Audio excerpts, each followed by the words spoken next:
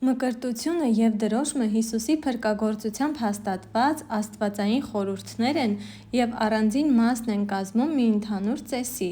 կրոնական արարողության, որ ժողովրդական լեզվով մարդիկ հաճախ կնունք են անվանում։ Հայ առաքելական եկեղեցին մկրտության և դրոշմի խորհուրդները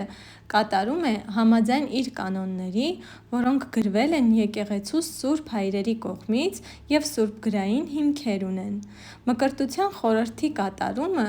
(մկրտվելը) նշանակում է լվացվել, մաքրվել։ Մկրտության խորհրդի ժամանակ ջրի մեջ ընկղմումը կամ նրանով լվացումը խորհրդանշում է մկրտվողի մաքրվելն իր մեղքերից։ Մկրտության խորհրդի նախօրինակ է Քրիստոսի մկրտությունը Հորդանան գետում Սուրբ Հովհաննես Մկրտչի կողմից։ Ինչպես բոլոր խորհուրդները, այնպես էլ մկրտությունը կատարողը Սուրբ Հոգին է հոգևորականի միջնորդությամբ։ Այսպիսով, ըստ առաքելավանդ ուսմունքի, մկրտությունը կատարվում է ջրով և Սուրբ Հոգով, որի տեսանելի ներկայությունն ապահովում է մկրտության ջրի մեջ հեղվող Սուրբ Մեռոնով։ Հայոց եկեղեցում մկրտության խորհուրդը կատարվում է Սուրբ Երրորդության անունով, ըստ Քրիստոսի հրամանի և քահանայական կարգ ունեցող հոգևորականի միջոցով, որպես Քրիստոսի առաքյալների իրավահաջորդի, որոնց Քրիստոսը հրամայեց մկրտել։ Անհրաժեշտ է, որ չափահաս մկրտվողն այս խորհրդին մոտենա ինքնաքննությամբ և ապաշխարությամբ, քանի որ պատրաստվում է հոգևոր ծնունդ առնել որպես Քրիստոսով նոր մարդ։ Այս պատճառով մկրտության խորհրդի արարողության սկզբում քահանան մկրտվողին հրաժարեցնում է սատանայից և նրա բոլոր խաբեություններից, այսինքն՝ մեղքից, որից լվացվելու է մկրտության սուրբ ավազանի մեջ։ Եթե մկրտվողը մանուկ է, ապա նրան եկեղեցու վիմակերտ սուրբ ավազանի ջրի մեջ հոգևորականը 3 անգամ ընկղմում է, իսկ եթե չափահաս է, 3 անգամ վրան ջուր է հեղում, արտասանելով Հայոց եկեղեցու մկրտության բանաձևը, այն է՝ Աստծո ծառան երեխայությունից եկել է մկրտության, մկրտվում է Հոր, Որդու և Սուրբ Հոգու անունով, Քրիստոսի արյամբ գնված լինելով մեղքերի ծառայությունից, ընդունում է երկնավոր Հոր որդեգրությունը, դառնում Քրիստոսի ժառանգակից և Սուրբ Հոգու տաճար։ Սա է մկրտության արարողության հակիրճ նկարագրությունը։ Մկրտվելուց հետո անձը համարվում է մկրտված և աղոթքով, շարականով ու ավետարանի ընթերցանությամբ ավարտվում է մկրտության սուրբ խորհուրդը։ Մկրտության խորհրդի նշանակությունը մկրտությունը ջրից ու Հոգուց վերստին ծնունդ առնելու սուրբ խորհուրդն է, որով մարդը սրբվում է Ադամից ժառանգած (ադամական) և նրա մինչ մկրտությունը գործած մեղքերից, վերստին ծնվում է և ընդունում է երկնավոր Հոր որդեգրությունը, դառնում է Քրիստոսին ժառանգակից, դառնում է Սուրբ Հոգու տաճար, դառնում է քրիստոնյա։ Նաև նշենք, որ ըստ եկեղեցու ընկալման, մկրտության ջրի մեջ մտնելը խորհրդանշում է Քրիստոսի հետ մեռնելը, ընկղմվելը, թաղվելը և ջրից ելնելը, նրա հետ հարություն առած նոր կյանք սկսելը։ Այս բանը փաստում է Պողոս առաքյալը, ասելով. «Մենք բոլորս, որ մկրտվեցինք Հիսուս Քրիստոսով, նրա մահով է, որ մկրտվեցինք, մկրտությամբ թաղվեցինք նրա հետ մահվան մեջ, որպեսզի, ինչպես որ Քրիստոսը մեռելներից հարություն առավ Հոր փառքով, նույնպես և մենք քայլենք նոր կյանքով»։ Հիմա հասկանանք, թե ինչ է դրոշմի խորհուրդը։ Դրոշմի խորհրդի կատարումը Հայոց եկեղեցում։ Դրոշմի խորհուրդը կատարվում է անմիջապես մկրտությունից հետո քահանայական կարգ ունեցող հոգևորականի միջոցով, որը Քրիստոսի անունով սրբալույս մյուրոնով օծելով դրոշմում է մկրտվածի մարմնի 13 մասերը՝ ճակատը՝ որպես երկնային անապական պարգևների կնիք, աչքերը՝ հոգևոր լույսով լուսավորելու և հավիտենական կյանք ստանալու համար, ականջները՝ Աստծո պատվիրանները և դեպի երկնքի Արքայություն երանավետ կանչի ձայնը լսելու համար, հոտոտելիքը այս կյանքում հանդերձյալ հավիտենական կյանքի անուշաբույրն առնելու համար, բերանը շուրթերի վրա ամուր դուռ ունենալու համար, ձեռքերը առինքնագործ և բարերար լինելու համար, սիրտը նորոգված հոգի և սուրբ սիրտ ունենալու համար, թիկունքը որպես ամուր վահան չարի թունավոր նետերից պաշտպանվելու համար և ոտքերը դեպի հավիտենական կյանք անսասան գնալու համար։ Դրոշմը Սուրբ Հոգին ընդունելու խորհուրդն է, իսկ դրանով մկրտվածը Աստծո որդեգիրն է։ Աստծո որդեգիրը ընդունում է Սուրբ Հոգին, արժանանալով Սուրբ Հոգի Աստծո ներբնակությանը, ստանում է Սուրբ Հոգու շնորհը Աստծո զորակցության ու պաշտպանության պարգևները որպես ճշմարիտ քրիստոնյա ապրելու համար, կնքվում է փրկության օրվա համար,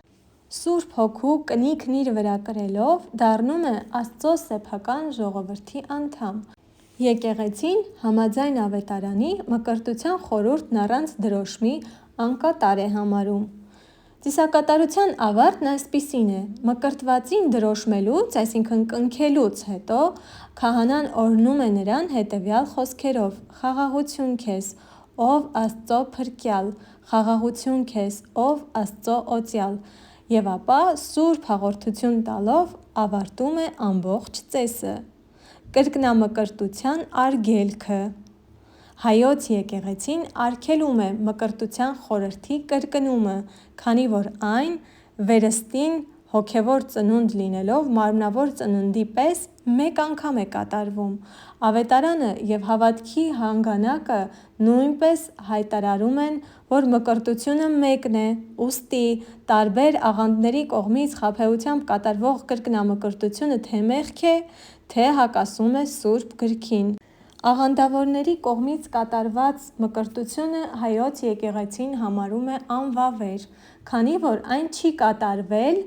առաքյալների իրավահաջորդի, այսինքն քահանայի ձեռքով և հայ առաքելական ավանդության համաձայն չէ։ Հավելյալ անհրաժեշտ գիտելիքներ մկրտության վերաբերյալ։ Մկրտվելու ցանկության հավաստիացումը։ Մկրտվել ցանկացողը, իսկ մանկան պարագայում կնքահայրը, պետք է քահանային հավաստիացնի,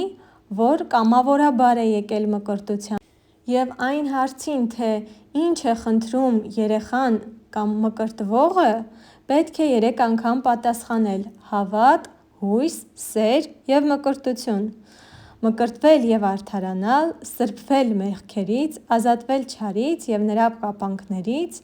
և ծառայել Աստծուն։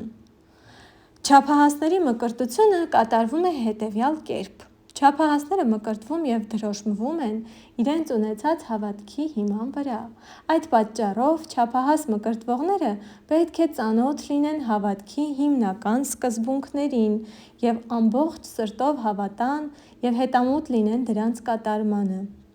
Իսկ մանկան մկրտությունը այսպես է. Հայոց եկեղեցին համաձայն առաքելական եկեղեցիների սովորության,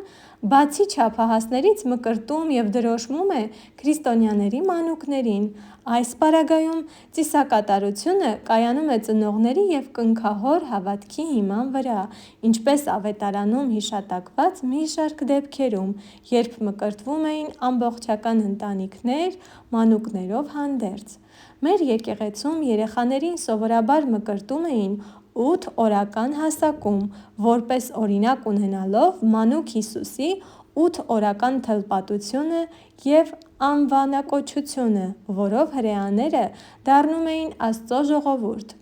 Հայերը մկրտում են մանուկներին նաև այն պատճառով, որ նրանց հնարավորություն տրվի կնքահոր և ծնողների մատուցած հոգևոր դաստիարակությամբ մասնակցել եկեղեցու խորհուրդներին և ապրել եկեղեցական կյանքով, քանի որ չմկրտված անձնավորությունը չի կարող մասնակցել եկեղեցու մնացած խորհուրդներին, և մանկանը չմկրտելով մենք նրան զրկում ենք եկեղեցու շնորհաբեր կյանքին մասնակցությունից, մեր Տեր Հիսուս Քրիստոսի կենդանարար մարմնի և արյան հաղորդությունից։ Մկրտության վայրը եկեղեցին է, տաճարը։ Մկրտությունը կատարվում է միայն եկեղեցու վիմակերտ Սուրբ Ավազանում։ Սակայն լինում են դեպքեր, երբ մկրտությունը կատարվում է եկեղեցուց դուրս, տանը, հիվանդանոցում, երբ մկրտվողը հիվանդ է, մահամերձ կամ նման իրավիճակներում լինելու պատճառով չի կարող գնալ եկեղեցի։ Կնքահայրը և ծնողները։ Մանկան մկրտության ժամանակ մեծ դերակատարում ունեն կնքահայրն ու ծնողները, որովհետև նրանք մկրտվող մանկան հավատքի թարգմաններն են և ապագա քրիստոնեական դաստիարակության երաշխավորողները։ Այդ պատճառով անհրաժեշտ է, որ նրանք լինեն օրինակելի հավատացյալներ և մկրտությունից հետո հետևեն մանկան քրիստոնեական դաստիարակությանը։ Հավելենք, որ եկեղեցին անթույլատրելի է համարում ծնողների կողմից անհավատ կնքահոր ընտրությանը։ Կնքահայրը նաև չի կարող անչափահաս և անհավատ լինել, քանի որ նա է կոչված լինելու մկրտվող մանկան գլխավոր հոգևոր դաստիարակը, Հայոց եկեղեցու հավատո հանգանակը։ Մկրտության ժամանակ կարդացվում է Հայոց եկեղեցու հավատո հանգանակը որպես հավատքի հայտարարություն, որին մկրտվողը կամ կնքահայրը լիովին պետք է հավատա։ Հիսուս Քրիստոս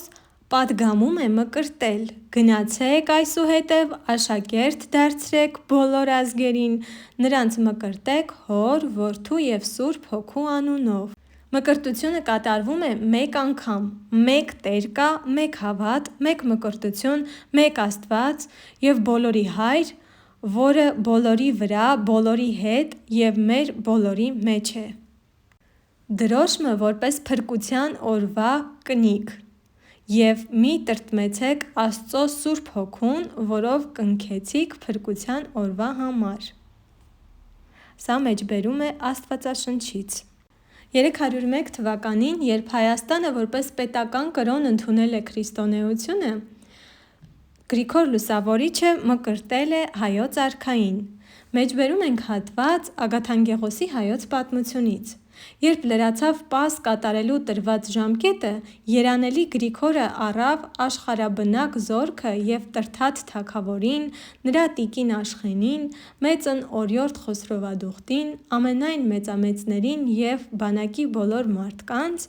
առավոտյան այգը լուսանալուն պես Եփրատ գետի ափը տարավ և այնտեղ մկրտեց առհասարակ ամենքին հանուն Հոր և Որդու և Սուրբ Հոգու։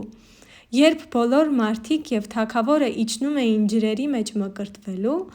Աստծուց սքանչելի հրաշք երևաց, քանզի գետի ջրերը կանգնելով ետ դարձան, սաստիկ լույս երևաց լուսավոր սյան նման և կանգնեց ջրերի վրա ու նրա վրա տերունական խաչի կերպարանքը և լույսն այնքան ծագեց, մինչև որ արգելեց ու նվաղեցրեց Արեգակի ճառագայթները։ Օծության յուղը, որ Գրիգորը մարդկանց վրա էր հեղում, գետի մեջ շրջան կատարելով մարդկանց շուրջն էր պտտվում։